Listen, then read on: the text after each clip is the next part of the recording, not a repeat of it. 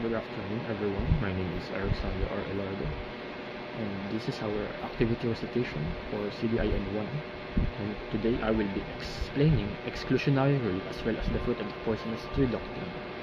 Now, starting off from the exclusionary rule, it emphasizes that any evidence that was obtained through illegal means, that is violating a person's rights are inadmissible in court. Why?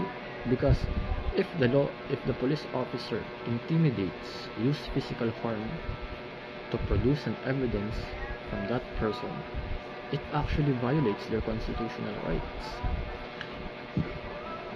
Now, moving on from exclusionary, what I meant to say was the fruit of the poisonous tree doctrine.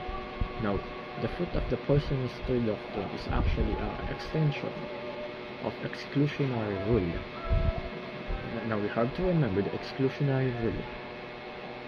If the police officers was able to gather an evidence from that, and from that evidence leads to a secondary evidence, which is the fruit from that tree, it is also inadmissible in court, as it is also gained through illegal means, hence violating that person's rights.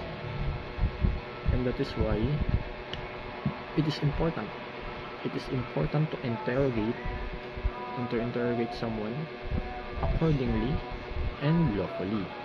And that is all. Thank you.